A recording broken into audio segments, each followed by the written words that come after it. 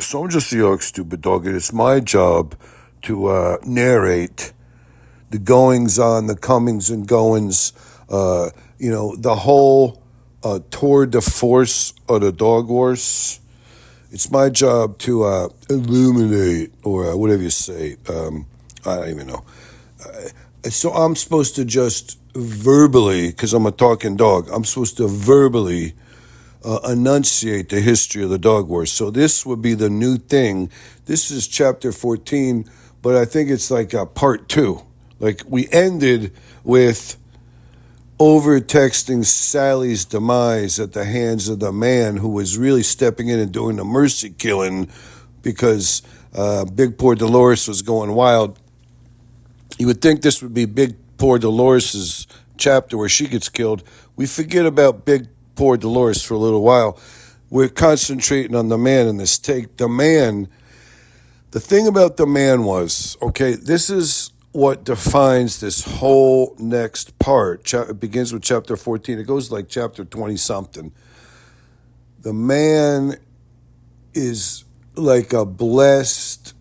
He's not in the mafia, but he skirts around with mafioso figures. He lives a mafioso style. He doesn't, for decades at a time, but when crap comes up, where something draws him in, where he gets pulled back in, where he gets pulled back into the life, when he's pulled back into the life, then he has to act accordingly, and then he has to do what he has to do. And then really, believe me, his whole thing, it's like he becomes a different person. It's like a totally different character or persona or whatever you say, personality. Like he's multi-personality. On the one hand, he's like this veterinarian, idiot, savant veterinarian that can actually operate on squirrels and rabbits. On the other hand, he's an oxygen deprivation, brain injury survivor who's like doing the best he can. On the other hand, he's with all these different women. He's a modified playboy. He's not a particulated or variegated playboy. I think he's like one of them playboys that's not really a playboy, but he gets a lot of tail. He gets a lot of sweet ass. But, it falls into his lap. I don't know if he's doing so much about it or the women mistakenly think because he's a big giant manor house that they want to glob onto him. I don't know how it goes. But anyways, the whole point of this take, chapter 14, is that the man, during the dog wars and whatever you say, the prosecution of the dog wars, whatever you say, the thing where you're involved with the dog wars and you're doing what you got to do, even when it comes to killing or torturing or doing whatever you have to do. The man, through it all, this is so crazy to say, but he maintains a good relationship with Jehovah because he's merciful. He's merciful. There's 1,000 different times where the man should have shot somebody, killed somebody, did somebody in, told somebody to go kill somebody, give somebody a pair of cement slippers and throw them into the Hudson River. I don't know what rivers around here. I'm a stupid dog. I really don't. It's Paducah. I don't know if there's a single river. There's probably a bunch of streams or some lakes or some ponds. There's probably a quarry. The man could probably put a cement pair of shoes on somebody and throw them into the quarry, and then they would never be heard of again. But through all the man's, vicious, horrifying, violent, nasty behavior, he's always doing good turns for people. Sometimes it's a little innocent lady. One time he's like this girl that he didn't think was so good looking. She kind of had a crush on him. The man was like, oh my God, I'm like 58 years old. Maybe I was 57. I can't remember at the time. This girl down at the bank, she was this long-haired beauty. She was a buxom beauty. She had a crush on me. She saw the money I was putting in. During the dog wars, a lot of money passed through the man's hand. $15,000 one day, $12,000 another day. It was all paying other people. It went through the man's hand. If the man had $15,000 passed through his hand, he kept $100 in his pocket. But the teller at the bank, she didn't know, so she kind of became enamored with the man. She thought the man was this wealthy individual, and she thought he was a lost soul because at the time he didn't have no women in his life, and he was like forlorn because he was prosecuting the dog wars, and it was like he was always verklempt. He was always stressed out. He didn't know what was going on. He seemed like he was in a dither. He seemed like he was forlorn. He seemed like his mind was elsewhere. He seemed like he was off in the clouds, and the girl would be like, "Oh my God, you're so handsome." He had a good head of hair, and he was thinned down because he didn't go out to eat too much. He did a few times, and he almost had a couple brushes with death out there in the real world. So then when he went back to the mattresses, into the hideout, into the enclave, into the safe house. Anyways, the man, he kind of hooked up with this little bank teller girl, and, que sera, sera, but he treated her like gold. He's like, finally he says to her after a couple of days, he says, "Honey, you're way too young for me. I cannot," you know what I'm saying? And she started weeping and crying. He's like, honey, we're going to go out until Mr. Right comes along. Believe me, since you're going out with me, you're going to attract a lot of attention. A lot of people are going to see you. All of a sudden, somebody your own age is going to come around. When you meet Mr. Right, you just give me a nod. You give me a wave. You give me a little wink, and you go on your way. Because Mr. Right's coming for you in a matter of a month. On the 7th date, he was getting ready to take her to Florida. She comes in one day and says, "Hey, you can't believe it. Mr. Right finally came along. I finally met the guy that's going to sweep me on my feet and have children with me and all this bullshit. We're going to build a life together." He's like, "Hey, that's what you got to do because I'm at the tail end of my life. You're at the beginning of your life." The man told her, "I'm at the tail end of my life. You're at the beginning of your life. Plus, I could be dead tomorrow. I'm involved in the dog wars." And said, "Honey, don't say nothing about that to nobody." That was one of those golden things that he did. He nursed this little girl along. He took her in the back bedroom. He says to her, "Hey, sweetheart, I don't really know if we should have sex. But she wanted sex so bad. He could tell she wanted sex so bad. So he says, all right, listen, we're going to start it out this way. I'm just going to give you oral sex. So go get in the shower, clean up, really scrub everything up, take a nice hot shower." She came back in after a bath. She was smelling so fresh and clean. The man went down on her. He did it with her this way. He did it with her that way. He drug his fingers across the bottom and the top of her, her bunny hole. I don't even know what it was. He said something about it. I don't even know what it was. She had an orgasm so bad, she squirted everywhere and her hymen busted. She had a bunch of dirty red, purple blood all over his bed sheets. She started crying and weeping. He's like, "Honey, don't worry about it." You know what I'm saying? "I didn't realize you were a virgin, but, and I didn't realize you could pop a hymen with oral sex. Maybe I was getting too vigorous with the whatever you say, the diddling, but it was really the licking of the clitoris that gave her the hardcore vicious orgasm."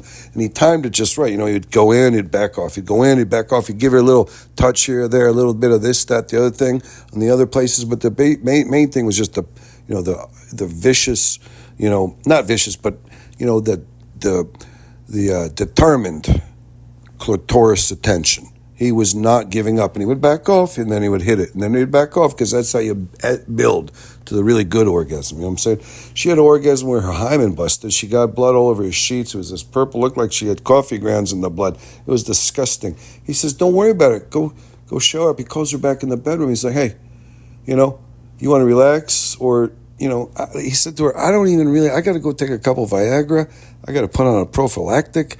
I don't even really want to get into this, but if you need me to pound you, if you need me to rail you, if you need me to get a stiff hard on and really pound your punani until you're happy, maybe it's like 2 minutes of pounding, maybe it's 5 minutes of pounding. Old man, I can do it as long as you want. If you need me, because, this whole thing with your virginity and your climax and your lost virginity and your hymen popping, if you really just want to feel that dick inside of you, I'm going to do this for you." And she jumped on it. She's like, "Yes, that's what I want." He's like, "Holy shit," you know what I'm saying? "I'm tired. I got to go drink some coffee. I got to get a couple of Viagra in me. I got to put on this prophylactic," whatever. He comes back in. He gave her what she wanted. That's why Jehovah loved the man, because he wasn't really even into this girl. He thought she was lovely and everything, but he's like, "Gosh, she's so young," and whatever. She's not my cup of tea. She wasn't gorgeous, but she had a beautiful voice. That's one of the things you could take away from this take.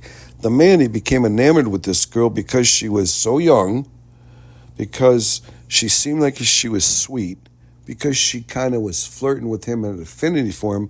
But the main thing was, this girl had a voice. This girl's voice was plaintive, yet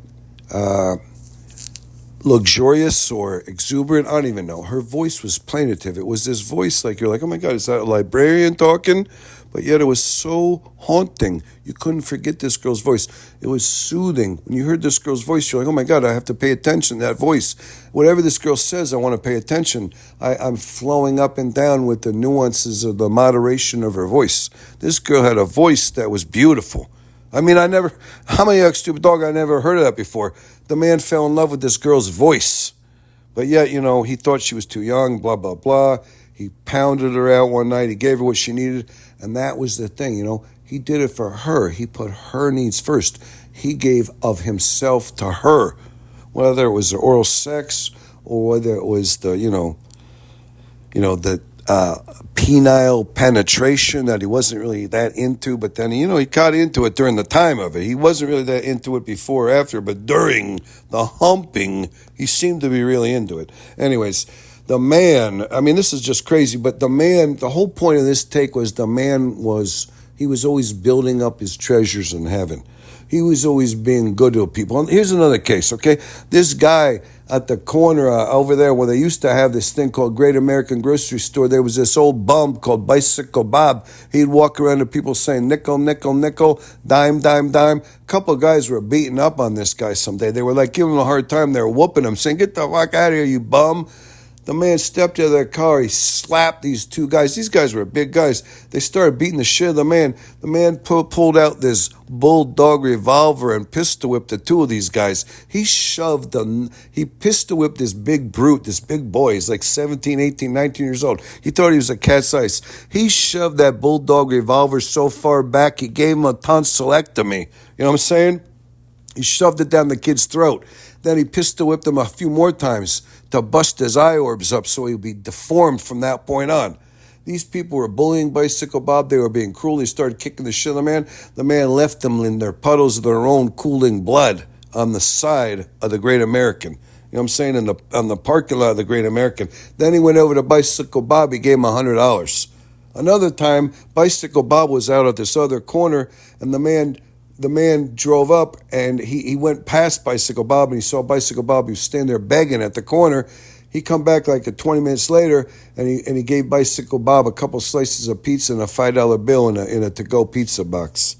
The man was always doing kindnesses to people. He was always being cool to people, and he was always, if he had to kill somebody, he killed them in the best, most calm way he could. He killed them in the nicest way he possibly could during the dog wars. He didn't do it around his family or his children. He sent flowers to the funeral. Everybody who he ever killed, it took him a lot. He had to sell some guns. He had to sell some treasures. He had to go, the man could go and find a medallion or something upstairs in the top of the man room or go in the gun room, and he could raise $25,000, $30,000. Every time he killed somebody, if they had kids, he would always start a college scholarship for his kids. Once he shot somebody and killed them, they disappeared. They were never to be heard of again, but he would always go and anonymously establish a college fund so the kid could get educated, so the kid's life wasn't destroyed just because the man had to kill his dad. You know what I'm saying? It was always these merciful kindnesses. He was storing up his treasures in heaven. Even though he was involved with the dog wars, he was still so good during that time. He was always doing the type of stuff, even when he was doing the most nasty, evil, horrible shit, that made, everybody, even up in heaven, happy or not happy, but not even grateful, but they appreciated it. Put it that way. They appreciated that the man was always acting good, even when he had to be horrifyingly evil and bad. He was always on the side of good or drifting towards the good or, moderating it down, trying to go with the good. He was always trying to, and he stored up his treasures in heaven. And even while he was conducting this, that, the other thing, the dog wars or whatever it was.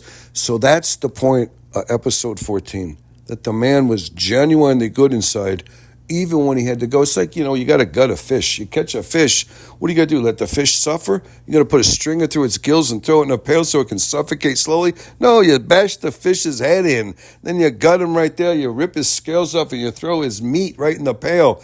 Then you take the meat home. You don't take the whole fish home. You gut him. You chop his head off. You pull off everything. You kill him instantly. You get it over with. You know what I'm saying? That's how you do it mercifully that way. Anyways, the man was known among everybody, and this is chapter 14. This begins part 2 of the Dog Wars.